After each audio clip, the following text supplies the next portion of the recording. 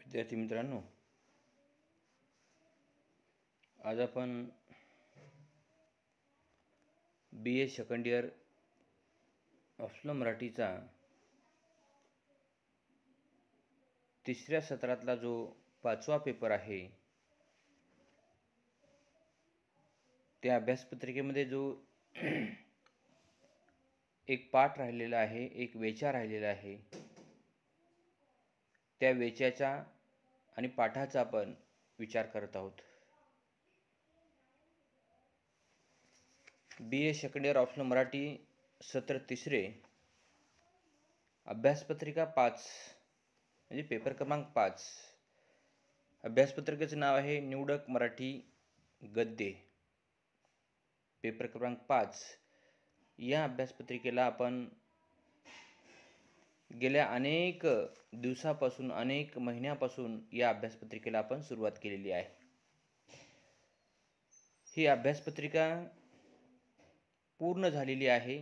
त्यामधला एकच घटक, एकच धडा, एकच पाठ, एकच वेचा, एकच कंटेंट राहिलेला आहे आणि त्या घटकाला आज आपण सुरुवात करत आहोत. तत्पूर्वी ही जी अभ्यासपत्रिका आहे, या अभ्यासपत्रिकेचं नाव निवडक मराठी गद्य, पेपर क्रमांक 5, सत्र तिसरे. या अभ्यासपत्रिकेमध्ये या वर्गाचा अभ्यासक्रम यावर्षी पासून बदललेला आहे. त्यामुळे हा अभ्यासक्रम किंवा कोणताही नवीन अभ्यासक्रम, कोणताही बदललेला अभ्यासक्रम तो समजून घ्यावा लागतो, तो आकलन करून घ्यावा लागतो. तेव्हाच ती अभ्यासपत्रिका आपल्याला सहज वाटते, सोपी वाटते, अन्यथा ती अवघडच वाटू शकते. एखाद्या अभ्यासपत्रिकेकडे, एखाद्या पेपरकडे आपण पाहतच नसाल, बघत नसाल, ऑनलाईन क्लास जॉईन करत नसाल, ती अभ्यासपत्रिका निश्चितपणे अवघड वाटणार आहे. एखादी गोष्ट, एखादा तास, एखादा घटक, एखादी अभ्यासपत्रिका पुन्हा पुन्हा जर तुम्ही वाचन करत असाल, अभ्यास करत असाल, त्याकडे पाहत असाल, बघत असाल, तर ती अभ्यासपत्रिका किती अवघड आणि किती कठीण जरी असली, ती सहज आणि सोपी वाटू शकते मुलांनो. आता या अभ्यासपत्रिकेचं नाव आहे निवडक मराठी गद्य, पेपर 5. या अभ्यासपत्रिकेमध्ये एकूण 8 पाठांचा समावेश आहे. हे 8ही पाठ वेगवेगळ्या वाङ्मय प्रकारामध्ये मोडणारे आहेत. वेगवेगळ्या वाङ्मय प्रकारातील एक घटक आहेत. त्यानिमित्ताने मराठी साहित्य, मराठी वाङ्मयामध्ये जे काही वेगवेगळे वाङ्मय प्रकार आहेत, त्या वेगवेगळ्या वाङ्मय प्रकाराची ओळख व्हावी, ओळख झाली पाहिजे, या उद्देशाने प्रत्येक वेगवेगळ्या वाङ्मय प्रकारातला घटक स्वामी रामानंद तीर्थ मराठवाडा विद्यापीठ नांदेड मराठी अभ्यास मंडळाने अशा प्रकारच्या वेचांची निवड केलेली आहे. आता पहिला जो पाठ आहे या अभ्यासपत्रिकेतला, पत्र या वाङ्मय प्रकारातला पाठ आहे. आता काही विद्यार्थ्यांना वाटणं स्वाभाविक आहे, सर पत्र हा वाङ्मय प्रकार कुठे असतो का? हो, पत्र हा वाङ्मय प्रकार आहे.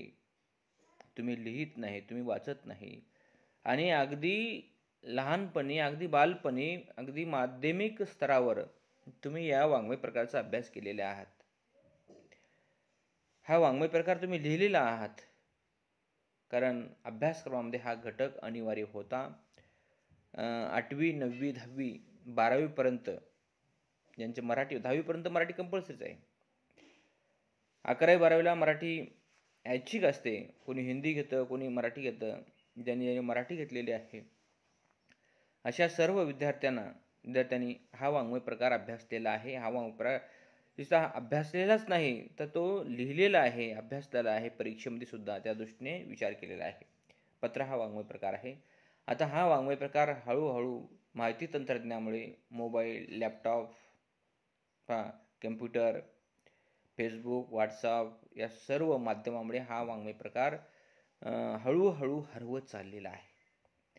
परंतु विज्ञानाने, माहिती तंत्रज्ञानाने कितीही प्रगती जरी केली असली तरी कार्यालयीन कामकाजासाठी हा पत्रव्यवहार आहेच, आज सुद्धा आहे मुलांना.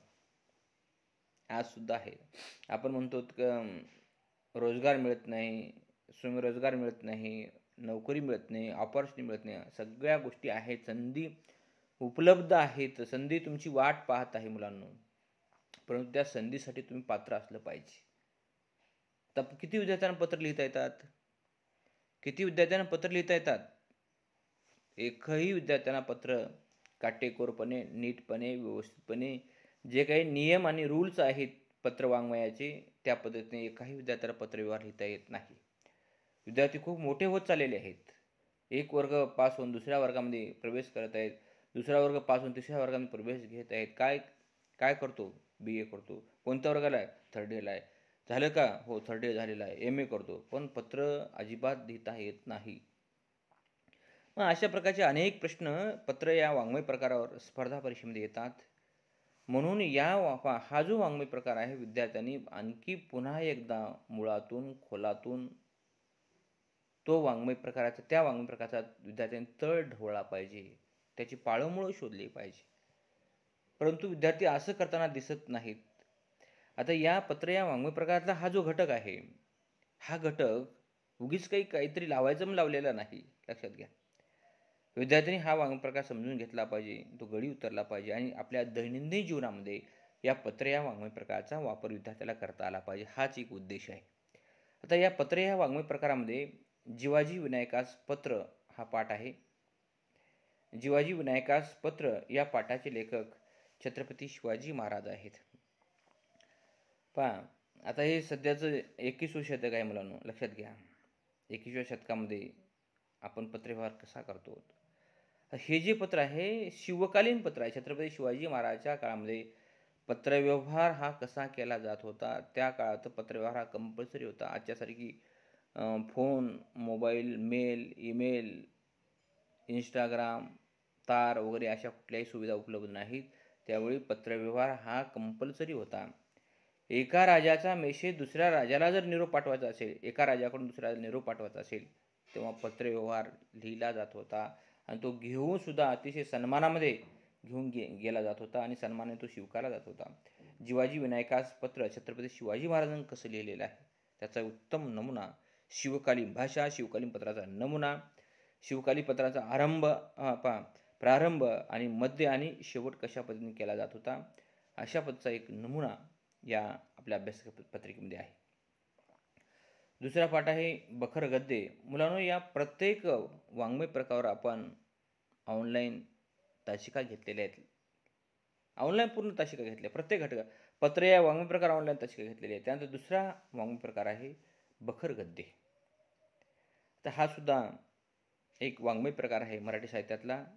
हा बखर गद्य, बखरी कधी लिहिलेले आहेत, का लिहिल्या गेले आहेत, कशासाठी लिहिल्या गेलेले आहेत, बखरी लिहिण्यामागचा उद्देश काय? छत्रपती शिवाजी महाराजांच्या कृष्णाजी सभासद आनंद यांची बखर आहे, शिवकालीन बखर आहे, महेगावची बखर आहे, संतांच्या बखरी आहेत, छत्रपती संभाजीराजांच्या बखरी आहेत, पेशव्यांच्या बखरी आहेत, अहिल्याबाई होळकरांच्या बखरी आहेत. बखर म्हणजे खबर, माहिती, हकीकत. त्या राजाचा काळ कशा पद्धतीने संपन्न झालेला पार पडलेला आहे, त्या राजाच्या काळातला एक विश्वासू व्यक्ती संपूर्ण त्या राजाच्या संदर्भामध्ये इतिवृत्त लिहिलं गेलेलं आहे. त्यामध्ये राज्य कसं होतं, प्रशासन कसं होतं, जनता जनार्दन या सर्व गोष्टीचं इत्थंभूत दर्शन या बखरीच्या माध्यमातून त्या काळात मांडलेलं आहे. आता बखर गद्यामध्ये एक पाठ आहे, वेच आहे, दूत म्हणजे राजा याचे नेत्र होत. दूत म्हणजे राजाचे नेत्र. या पाठाचे लेखक मल्हार रामरावची चिटणीस आहे. मल्हार रामराव चिटणीस यांची सुद्धा बखर आहे आणि त्याच बखरीतून हा एक पाठ घेतलेला आहे. त्यानंतर तिसरा पाठ आहे, तो पाठ चरित्र या वाङ्मय प्रकारातला आहे. चरित्र या वाङ्मय प्रकारातला तर चरित्र, आत्मचरित्र आणि आत्मकथन हे 3 वाङ्मय प्रकार आहेत. ते तिन्ही वाङ्मय प्रकार समजून घेतले पाहिजेत. चरित्र म्हणजे काय, आत्मचरित्र म्हणजे काय आणि आत्मकथन म्हणजे काय, हा वाङ्मय प्रकार मराठी साहित्यामध्ये, मराठी वाङ्मयामध्ये खूप महत्त्वाचा वाङ्मय प्रकार आहे. आपल्या देशामध्ये किंवा आपल्या प्रांतात, आपल्या राज्यात एखादा व्यक्ती खूप मोठा होऊन गेला असेल, त्या व्यक्तींचं सामाजिक कार्य, शैक्षणिक कार्य, प्रशासन कार्य, सर्व क्षेत्रातलं कार्य खूप महत्त्वाचं, मूलभूत असेल. तो व्यक्ती समाजासाठी, देशासाठी, राष्ट्रासाठी संपूर्ण आयुष्य तो समर्पित केला असेल. अशा व्यक्तीच्या जीवावर एखाद्या व्यक्तीनं दुसऱ्या व्यक्तीविषयी लिहिला वृत्तांत म्हणजे चरित्र. एखाद्याने दुसऱ्याविषयी लिहिणे त्याला काय म्हणतात? चरित्र असं म्हणतात. आत्मचरित्र म्हणजे स्वतःविषयी जे काही लिहिलं जातं त्याला आत्मचरित्र म्हणतात. पण त्याला काही कालावधी आहे. चरित्र हे चरित्रामध्ये पूर्ण अंश येतो. अगदी जन्मापूर्वीपासून ते अंतापर्यंतचा घटक चरित्र संपूर्ण 100% माहिती असते त्यामध्ये. आत्मचरित्र हे जवळपास 70% माहिती असते आत्मचरित्रामध्ये. स्वतःच्या जीवनाचा इतिहास ज्यामध्ये लिहिला जातो त्याला काय म्हणतात? आत्मचरित्र म्हणतात. आणि आत्मकथा म्हणजे 30% लिहिला जातो. अगदी जन्मापूर्वीपासून ते वयाच्या नोकरी लागेपर्यंतचा काळ म्हणजे आत्मकथा मिळतो. अशा प्रकारचे चरित्र, आत्मचरित्र आणि आत्मकथन या 3 वाङ्मयीन घटक या निमित्ताने समजून घेतले पाहिजेत. आणि यामध्ये पाठ आहे धर्म आणि विज्ञान. या पाठाचे लेखक दत्तप्रसाद दाभोळकर आहेत. दत्तप्रसाद दाभोळकर हे नरेंद्र दाभोळकरांचे बंधू आहेत आणि त्यांनी अतिशय सुंदर पाठ त्या पाठात यातून लिहिलेला आहे. चौथा पाठ आहे प्रबोधन या वाङ्मय प्रकारामध्ये मोडणारा चौथा पाठ आहे वैदिक परंपरेची घमंड. वैदिक परंपरेची घमंड. आपण आता त्याच पाठाला आपण सुरुवात करणार आहोत मुलांनो. हा पाठ प्रबोधन या वाङ्मय प्रकारामध्ये मोडतो. वैदिक परंपरेची घमंड या पाठाचे लेखक डॉक्टर A.H. साळुंखे, अण्णासाहेब हरी साळुंखे. एक खूप महत्त्वाचं नाव आहे मुलांनो. या पाठाला आपण सुरुवात करत आहोत. आणि 5वा वाङ्मय प्रकार आहे आत्मचरित्र. आत्मचरित्र. शिक्षणाच्या प्रवाहात या पाठाचे लेखक रामराजे आत्राम आहेत. त्यानंतर 6वा वाङ्मय प्रकार आहे अनुभव. पाठाचं नाव आहे शांती. या पाठाचे लेखक डॉक्टर अभय बंग आहेत. 7वा पाठ आहे ललित लेख. या वाङ्मय प्रकारातला आहे. आणि या पाठाचे लेखक गायी घरा आल्या. लेखक आहेत इंद्रजित भालेराव. आणि शेवटचा वाङ्मय प्रकार आहे व्यक्तिचित्र. व्यक्तिचित्र या वाङ्मय प्रकारामध्ये अभ्यासक्रमामध्ये जो लावलेला पाठ आहे मराठवाड्याचे गांधी गंगाप्रसाद अग्रवाल. या पाठाचे लेखक उत्तम सूर्यवंशी आहेत. अशा प्रकारे एकूण निवडक मराठी गद्य पेपर क्रमांक 5 या अभ्यासपत्रिकेमध्ये एकूण 8 धडे आहेत, 8 पाठ आहेत. अभ्यासक्रम खूप थोडा आहे, अभ्यासक्रम खूप कमी आहे आणि कमी आहे पण मोजका आहे आणि खूप चांगला आहे. ही अभ्यासपत्रिका मराठीतल्या महत्त्वाच्या वाङ्मय प्रकाराला स्पर्श करणारी आहे. या अभ्यासपत्रिकेच्या अनुषंगाने वेगवेगळ्या वाङ्मय प्रकार आणि वाङ्मय प्रकारातील विषयांचा अभ्यास विद्यार्थ्यांना करता येतो. आणि या अभ्यासपत्रिकेच्या माध्यमातून विद्यार्थी अशा वेगवेगळ्या वाङ्मय प्रकाराची निर्मिती करण्यासाठी सुद्धा प्रवृत्त झाले पाहिजेत. हा उद्देश या अभ्यासपत्रिकेचा मराठी अभ्यास मंडळाचा आहे. अशा प्रकारे आपण आपल्या अभ्यासपत्रिकेमध्ये कोणकोणत्या पाठांचा, कोणकोणत्या धड्यांचा, किती धडे आहेत? एकूण फक्त 8 धडे आहेत. फक्त इन किती? फक्त 8 धडे आहेत. अभ्यासक्रम खूप व्हास्ट वगैरे असं काहीच नाही. फक्त 8 धडे आहेत. फक्त या 8 पाठांचाच तुम्हाला अभ्यास करायचा आहे मुलांनो. आणि या 8 पाठावर तुमची उद्याची जी परीक्षा आहे ती MCQ पद्धतीने परीक्षा होणार आहे. त्यामुळे या 8 पाठावर 50 गुणाची MCQची परीक्षा होणार आहे. 50 गुणाची MCQची परीक्षा होणार आहे. अशा पद्धतीने तुम्हाला तयारी करावी लागणार. जवळपास आता हे जे 8 धडे आहेत, 8 संघ 48, जवळपास 6. प्रत्येक पाठावर 6 प्रश्न आणि प्रत्येक पाठावर 6 प्रश्न. म्हणजे पाठ 8 आहेत, 8 संघ 48, 2 पाठ उरतात. प्रत्येक पाठावर 6 प्रश्न परीक्षेमध्ये येणार आहेत. आणि कोणत्या तरी 2 पाठावर 7 प्रश्न येणार आहेत मुलांनो. कोणत्या तरी 2 पाठावर 7 प्रश्न येणार आहेत. 6 6 पाटावर हां 6 पाटावर 6 प्रश्न, 6 पाटावर 6 प्रश्न आणि 2 पाटावर 7 प्रश्न, अशी 50 गुणाची MCQची तुमची परीक्षा होणार आहे. त्यामुळे प्रत्येक धडा, प्रत्येक पाठ अगदी मुळातून अभ्यास करणं गरजेचं आहे. तुम्ही जर अभ्यास जर चांगला केलात मुलांनो, तर तुम्हाला 40 पैकी 40 मार्क पडतात आणि अभ्यास जर नाही जर केलात, फक्त पासिंगपुरते मार्क पडतात मुलांनो. आता तुम्हाला किती मार्क घ्यायचे आहेत, कसे मार्क घ्यायचे आहेत, ही अभ्यासपत्रिका तुम्हाला कशी समजून घ्यायची आहे, ते तुमच्यावर अवलंबून आहे. आपण तर प्रत्येक वेगवेगळ्या वाङ्मय प्रकारामधले जे काही धडे आहेत, त्या प्रत्येक वाङ्मय प्रकारावर सुद्धा आपण ऑनलाईन तासिका घेतलेली आहे मुलांनो. प्रत्येक वाङ्मय प्रकारावर ऑनलाईन तासिका घेतले. त्या वाङ्मय प्रकारावर सुद्धा प्रश्न येऊ शकतात बरं का मुलांनो, लक्षात घ्या. त्या वाङ्मय प्रकारावर सुद्धा विद्यापीठाच्या परीक्षेमध्ये MCQचे प्रश्न येऊ शकतात. आता पहिला वाङ्मय प्रकार आहे पत्र या वाङ्मय प्रकारावर सुद्धा एखादा एक तरी प्रश्न येऊ शकतो, लक्षात घ्या. दुसरा वाङ्मय प्रकार आहे बखर गद्य, त्यावर सुद्धा प्रश्न येऊ शकतात. चरित्र वाङ्मय प्रकार आहे, प्रबोधन आहे आणि आत्मचरित्र आहे. अशा वाङ्मय प्रकारावर सुद्धा विद्यापीठाच्या उद्याच्या MCQ परीक्षेमध्ये प्रश्न येऊ शकतात. बरेच विद्यार्थी काय करतात, मग डायरेक्टच फक्त धड्याचा अभ्यास करतात. धड्यावर तर प्रश्न येणारच आहेत मुलांना, धड्याचा तर अभ्यास करायचाच आपल्याला. परंतु जो काही धडा आहे, जो काही पाठ आहे, तो पाठ कोणत्या वाङ्मय प्रकारातला आहे, तो वाङ्मय प्रकार सुद्धा विद्यार्थ्यांनी समजून घेतलं पाहिजे आणि त्या वाङ्मय प्रकारच्या मुळाशी विद्यार्थ्यांनी जाणं गरजेचं आहे. त्यानंतर अनुभव नावाचा वाङ्मय प्रकार आहे, तोही वाङ्मय प्रकारचा अभ्यास आपण ऑनलाईन तासिकेच्या माध्यमातून घेतलेला आहे. ललित लेख जसं मराठीमध्ये कथा, कादंबरी, नाटक, चरित्र, आत्मचरित्र, आत्मकथन आणि ललित हा सुद्धा एक वाङ्मय प्रकार आहे. त्या वाङ्मय प्रकारच्या संदर्भामध्ये सुद्धा आपण त्यावर ऑनलाईन तासिका घेतलेली आहे आणि त्यावर भाष्यसुद्धा केले. आणि शेवटचा जो वाङ्मय प्रकार आहे व्यक्तिचित्र हा या वाङ्मय प्रकारातसुद्धा MCQचे प्रश्न येऊ शकतात. ज्या विद्यार्थ्याला खूप चांगले 40 पैकी 40 जर गुण घ्यायचे असतील, त्या विद्यार्थ्यांनी अशा प्रकारे इत्थंभूत वाङ्मय प्रकार आणि त्या वाङ्मय प्रकारातल्या पाठांचा अभ्यास करणं गरजेचं आहे. आणि या अभ्यासपत्रिकेमध्ये जो शेवटचा पाठ आपला राहिलेला होता, एकूण जे 8 पाठ आहेत, 8 पाठापैकी आपण 7 पाठ ऑनलाईन तासिका आपण घेतलेले आहेत मुलांनो. आणि आता एकच घटक राहिला होता, एकच पाठ, त्या पाठाचं नाव आहे आणि तो अभ्यासपत्रिकेमध्ये तो 4 क्रमांकाचा पाठ आहे, वैदिक परंपरेची घमेंड या पाठाचे. हा पाठ प्रबोधन या वाङ्मय प्रकारामध्ये या पाठाचा समावेश होतो.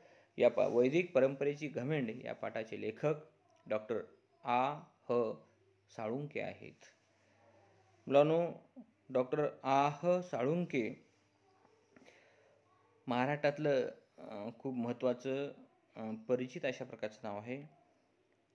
प्रबोधनाच्या क्षेत्रामध्ये A.H. साळुंखे सर संपूर्ण महाराष्ट्रच नव्हे तर महाराष्ट्राच्या बाहेर जाऊन सुद्धा, आपल्या देशातच नव्हे तर विदेशात जाऊन सुद्धा वेगवेगळ्या घटकांच्या अनुषंगाने प्रबोधन करण्याचं काम करत आहेत.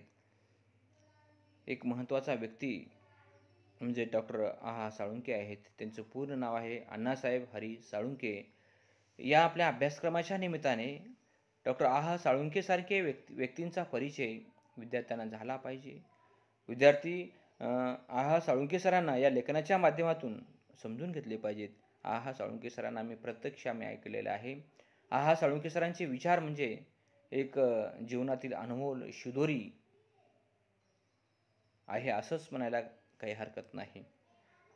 महत्त्वाची मांडणी डॉक्टर A.H. साळुंखे सर पारंपरिक मांडणी कधीच करत नाहीत. प्रत्येक मांडणी ही चिकित्सक पद्धतीने करतात. अगोदर लोकांनी केलेली आहे, लोकांनी लिहून ठेवलेली आहे, अशी मांडणी डॉक्टर A.H. साळुंखे सर करत नाहीत. कारण एखाद्या विषयावर जर बोलायचं असेल, एखाद्या विषयावर भाष्य करायचं असेल, एखाद्या विषयावर मांडणी करायची असेल, एखाद्या विषयावर चिंतन आणि मंथन करायचं असेल, लोकांच्या समोर, समाजाच्या समोर प्रबोधन करायचं असेल, सर सत्सक विवेक बुद्धीने परंपरेने एखाद्या विषयाची मांडणी जरी झाली असेल, ती मांडणी किती चांगली आहे हेही सांगायला ते विसरत नाहीत आणि ती मांडणी किती चुकीची आहे दुसऱ्यांचं पाहून, लोकांचं अनुकरण करून ती मांडणी कशी झालेली आहे हे सुद्धा सर सप्रमाण डॉक्टर A.H. साळुंखे सरांचं लेखन हे सप्रमाण आहे. पुराव्यासह सर मांडणी करतात. ढोबळ मांडणी सर कधीच आणि कुठेच केलेली नाही, हे लक्षात असू द्या मुलांना. कारण बरेच लोक लिहितात, बरेच लोक संशोधन करतात, पण ढोबळ संशोधन सध्या सुरू आहे. डॉक्टर साळुंके सर ढोबळ संशोधन, ढोबळ लेखन, ढोबळ मांडणी, ढोबळ भाष्य अजिबात करत नाही. प्रत्येक गोष्टीला साळुंके सरांकडे पुरावा आहे, संदर्भ ग्रंथ आहेत, पेज नंबर आहे. अशा पद्धतीची मांडणी करणारा मला वाटतं महाराष्ट्रातला हा पहिला व्यक्ती आहे, पहिला विचारवंत आहे, पहिला लेखक आहे. मुलांनो, तुमचं भाग्य आहे की डॉक्टर साळुंके सरांसारख्या विचारवंताचा पाठ तुमच्या अभ्यासक्रमामध्ये आहे. परंतु त्याला ते तुम्ही जोपर्यंत तो पाठ, तो व्यक्ती तुम्ही समजून घेणार नाही, तोपर्यंत तुम्हाला त्याचं काहीच वाटणार नाही. मुलांनो, ते वाटणं गरजेचं आहे. डॉक्टर साळुंके सरांचा जन्म 1943 मध्ये झालेला आहे. डॉक्टर साळुंके सर जिवंत आहेत, परभणीमध्ये येऊन गेलेले आहेत. बऱ्याच वेळेस लक्षात असू द्या मुलांना, तुम्हाला परभणीमध्ये येऊन गेले. मराठवाड्यामध्ये डॉक्टर साळुंके सरांचे नेहमीच येणं असतं, नेहमीच विचारांची मांडणी असते. साळुंके सरांचे तारीख मिळत नाही मुलांनो, इतका महत्त्वाचा व्यक्ती. आता सर खूप थकलेले आहेत, वयानं थकलेले आहेत, मनानं थकलेले आहेत आणि खूप जीर्ण सुद्धा झालेले आहेत सर. तरीही सर तासनतास बसून चहा घेत, 5 मिनिटाला एक चहाचा सर गुटखा घेतात, पुन्हा एक फुरका मारतात, पुन्हा एक भुरका मारतात सर. मस्त चहा घेत सर अतिशय सुंदर मांडणी करतात. ती मांडणी आपण कधीच आणि कुठेच ऐकली नसते मुलांनो. इतकी अभ्यासपूर्ण मांडणी मला वाटतं साळुंके सरांसारखी मांडणी आजपर्यंत तरी कोणी केलेली नाही आणि पुढे करणारही नाहीत. कारण का अशा पद्धतीची मांडणी साळुंके सरच का करतात? कारण त्यांचं वाचन, त्यांचं लेखन, त्यांचं चिंतन, त्यांचं मनन आणि सूक्ष्म निरीक्षण समाजातल्या सभोवतीचं. एखाद्या विषयावर साळुंके सर जर लेखन करत असतील, त्याचं 4 पुस्तकं वाचले आणि लेखन करत नाही, ज्या विषयावर, ज्या घटकावर सर लिहित आहेत, ग्रंथाची निर्मिती करत आहेत, त्या ठिकाणाला प्रत्यक्ष सर भेटी देतात, तिथे जाऊन नोंदी करतात. तो घटक, तो भाग, तो परिसर तो समजून घेतात आणि त्यातली पाळंमुळं खोदून त्यातला शोध घेऊन अशा प्रकारचा संशोधनात्मक ग्रंथाची निर्मिती साळुंके सर करतात. त्यांचे फार एक विशेष आहे मुलांनो. साळुंके सरांचा जन्म मुलांनो शेतकरी कुटुंबात झालेला आहे. आपल्या सर्वांचा सुद्धा शेतकरी कुटुंबात झाला. आपण म्हणतो नाही, त्याची कौटुंबिक परिस्थिती खूप चांगली आहे. आम्ही काय शेतकरी आहोत. पहा, साळुंके सर सुद्धा त्यांचा जन्म शेतकरी कुटुंबात झालेला आहे मुलांनो. कोणत्या कुटुंबामध्ये कधी आणि कुठे जन्म व्हावा हे कोणाच्या हातात नाही मुलांनो. परंतु जन्म झाल्यानंतर आपण काय केलं पाहिजे, आपलं करिअर कसं तयार केलं पाहिजे हे आपल्या हातामध्ये आहे. जन्म घेणंही आपल्या हातात नाही, पण जन्म घेतल्यानंतर आपलं व्यक्तिमत्व कसं विकसित करायचं, कसं सुजलाम सुफलाम करायचं, समाजासाठी वाहून घ्यायचं का स्वार्थासाठी वाहून घ्यायचं, हे आपल्या हातामध्ये आहे मुलांनो. कर्म कशा पद्धतीने आपण करायचे हे आपल्या हातामध्ये आहे. शेतकरी कुटुंबात झाले, मग अनेक लोकांची जन्म शेतकरी कुटुंबात झाले, मजुरांच्या कुटुंबात झालेले आहेत, सामान्य लोकांच्या कुटुंबात झालेले आहेत. पण ती माणसं शून्यातून विश्व निर्माण केले. मला एक मजुराचा मुलगा पण कलेक्टर होऊ शकतो, एक रिक्षा चालकाचा मुलगा IAS अधिकारी होऊ शकतो. म्हणून कुठे जन्म घ्यावा ते आपल्या हातात नाही, पण आपलं व्यक्तिमत्व कसं तयार करावं हे आपल्या हातामध्ये आहे मुलांनो. एवढं लक्षात असू द्या. आपण जे दोष देतो ना, माझी परिस्थिती साधारण आहे, शेतकरी कुटुंबात आहे, मजुरांच्या कुटुंबात झालेली आहे, पण अभ्यास करायला काही अडचण आहे का? अभ्यास करायला काही अडचण नाही. वाचन करायला काही अडचण, वाचनासाठीच तर अडचण आहे, लेखनासाठी अडचण नाही. आज प्रत्येकाकडे मोबाईल आहे, पण त्या मोबाईलचा वापर कसा करावा ते आपल्यावर अवलंबून आहे मुलांनो. त्याचा चांगला वापर, आता मी जे वापर करत आहे पहा कशा पद्धतीने वापर करत आहे, हे शैक्षणिक कामासाठी, कामकाजासाठी मी अशा पद्धतीने वापर करा ना तुम्ही. चांगले व्हिडिओज ऐका, यूट्यूबला अनेक गोष्टी आहेत मुलांनो, त्याचा शोध घ्या आणि त्यातला चांगला विचार आत्मसात करण्याचा प्रयत्न विद्यार्थ्यांनी केला पाहिजे. आणि म्हणूनच डॉक्टर साळुंके सरांचं जसं व्यक्तिमत्व आहे त्या पद्धतीनं वाटचाल करणं गरजेचं आहे. डॉक्टर साळुंके सर चिकित्सक आहेत. आपण किती चिकित्सा करतो? आपण चिकित्सा करत नाही, आपण मीमांसा करत नाही, आपण काहीच करत नाही. आहे ना, बस समोर आलं ना, बस खाली मुंडी घालून खायचं बस. एखाद्याने दिलं ना, खाली मुंडी घालून लिहायचं बस. याची वही त्याने लिहायचं, त्याची वही त्याने लिहायचं. याला चिकित्सा म्हणतात का मुलांनो? याला चिकित्सा म्हणत नाही. प्रत्येकाला डोकं आहे, प्रत्येकाला मेंदू आहे आणि हा मेंदू विचार करतो मुलांनो. विचार करतो असं नाही, प्रत्येकाचा मेंदू विचार करतो. परंतु तो हळूहळू डेव्हलप झाला पाहिजे. हळूहळू आपण जसे मोठे होऊ, आपण जसे एकावर दुसऱ्यावर जाऊ, तसं आपल्याकडे चिकित्सक वृत्ती निर्माण झाली पाहिजे. मीमांसा करता हे चांगलं आहे, हे वाईट आहे, हे सर कसं शिकवतात, ते सर कसं शिकवतात, याची आपल्याला विभागणी करता आली पाहिजे. पहा, याचं वर्गीकरण करता आलं पाहिजे आणि चांगलं काय ते घेतलं पाहिजे मुलांना. कोणतं महाविद्यालय, कोणते शिक्षक, कोणते प्राध्यापक काय शिकवतात, कसं शिकवतात, ते आपल्या भविष्याच्या कामी काही येणार आहे का, आपल्याला त्यातून काही दिशा मिळणार का, काही मूल्य विचार त्यातून व्यक्त होतात का आणि ते आपल्या कामी येतात का, अशा पद्धतीचा विचारसुद्धा होणं गरजेचं आहे. आणि डॉक्टर आहा साळुंखे सर चिकित्सक आहेत. आपण स्वतः चिकित्सक झालं पाहिजे मुलांना. परंतु आपला सवय लागलेली आहे, एखाद्यानं काही सांगितलं की ते उगा ऐकायचं बस, काहीच नाही. पण तो काय चांगलं सांगत आहे का, वाईट सांगत आहे का, चुकीचं सांगत आहे, त्याचा सुद्धा विचार करणं गरजेचं आहे.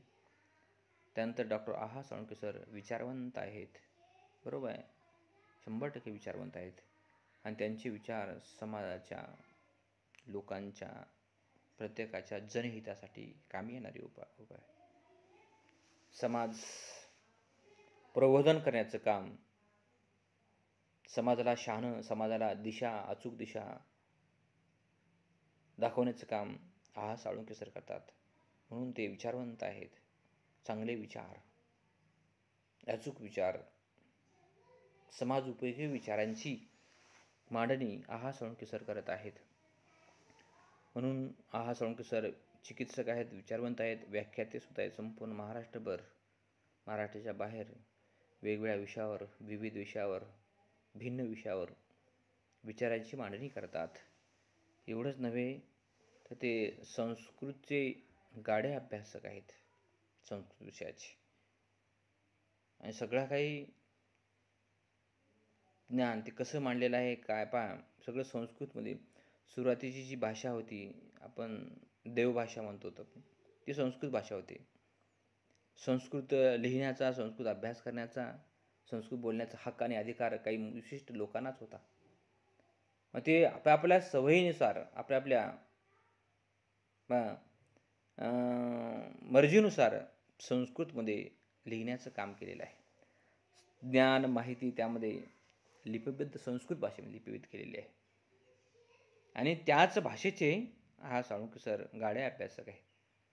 त्यामुळे संस्कृती, वैदिक, अवैदिक, आर्य, अनार्य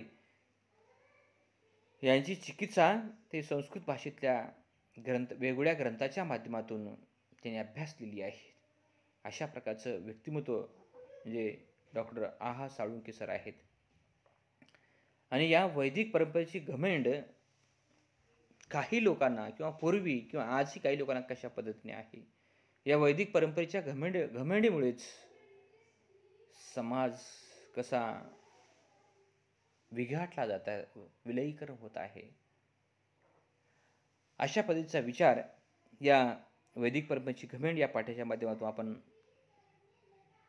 करणार आहोत. आणि पुढचा घटक आपण उद्या त्याला पाहूया. तोपर्यंत धन्यवाद.